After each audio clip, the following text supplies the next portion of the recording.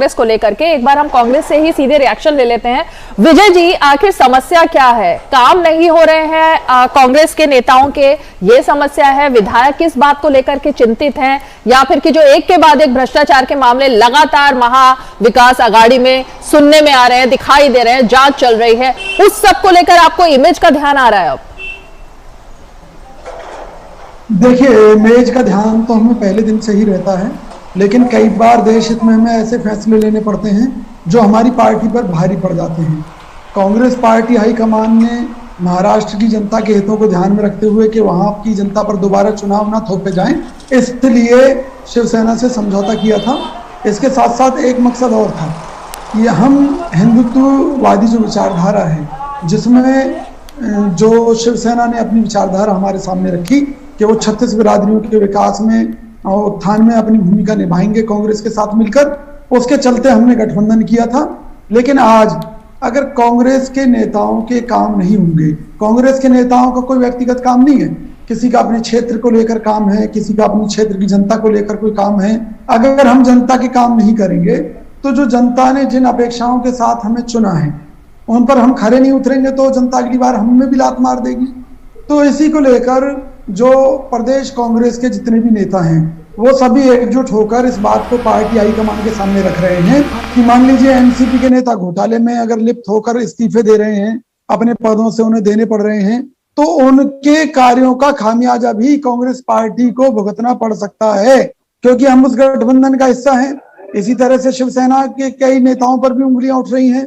तो इन परिस्थितियों में हमें दोबारा से समीक्षा करने की जरूरत है। इसी के लिए जो महाराष्ट्र प्रदेश कांग्रेस के नेता हैं वो सोनिया गांधी जी से अब समय लेकर मिलने वाले हैं, मिलेंगे।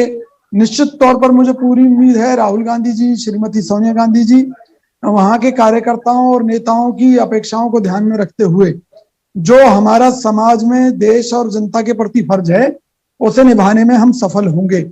महाराष्ट्र में जो कांग्रेस विधायकों की जो समस्याएं हैं वो तुरंत दूर कराई तरफ से तो सामने आ रही है। विजय जी, पहले तो आप जवाब दे दीजिए विजय जी, तब मैं आपसे सवाल पूछूंगी। जी, मेरा जवाब ये है कि यूपीए 2 का जो जिक्र कर रहे हैं उसमें जो मुकदमे दर्ज किए थे जिन नेताओं के खिलाफ वो कांग्रेस सरकार ने दर्ज किए थे। वो लोग अगर बरी हुए हैं तो भाजपा की सरकार में बरी हुए हैं, बरी नहीं हुए हैं, क्या मेरी बात है ये लोग जानते हैं। अच्छा, दूसरी बात, ये खुद मान रहे हैं कि जी कांग्रेस नेताओं के नाम आ सकते हैं, यानी कि भाजपा पहले से ही स्क्रिप्ट लिखकर बैठी है कि वो कांग्रेस नेताओं को झूठे मुकदमे में फंसाना चाहती है। नहीं, वो आप देश जानता है। हाँ, वो स्क्रिप्ट ये बात कह रहे हैं, उनको ऐसा लग रहा है, जो कि उनको ही नहीं सबको ऐसा लग रहा है कि अचानक से 2.5 साल बाद अचानक से विजय जी सवाल इसलिए खड़ा हो रहा है कि 2.5 साल बाद अचानक कांग्रेस को समझ में आता है कि उसकी इमेज खराब हो रही है, जबकि एक एक करके पिछले 1.5 साल से लगातार भ्रष्टाचार के मामले उठ रहे हैं। अब अगर अचानक से आपको समझ में आता है तो इसलिए ये बात उठाई जा रही है लगातार। अब इस मुद्दे पर मेरा जवाब सुन लीजिए कि देश का संविधान कहता है जब तक किसी को दोषी कोर्ट ना ठहरा दे तब तक उसको दोषी करार देकर उसे सजा देना यह भी गुनाह है।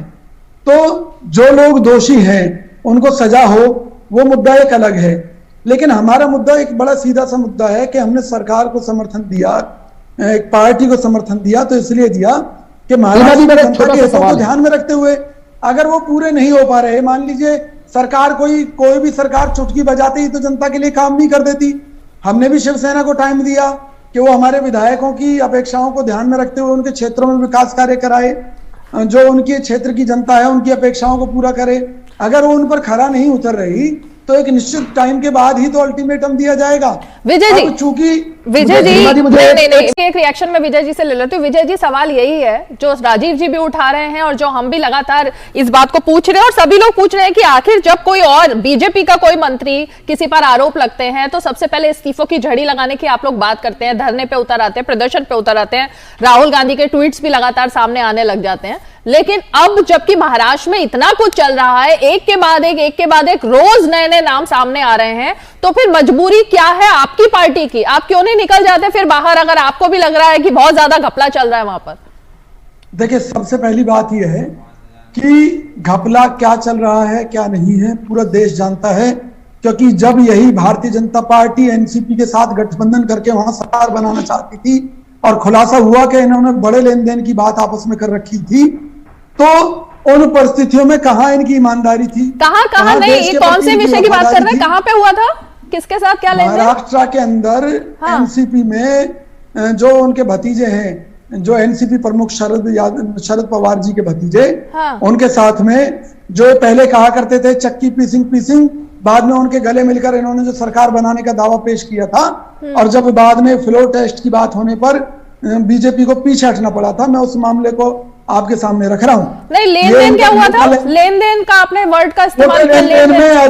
मोटे लेन देन में अजीत पवार के खिलाफ मुकदमे वापस लेने की बात इन्होंने कही थी।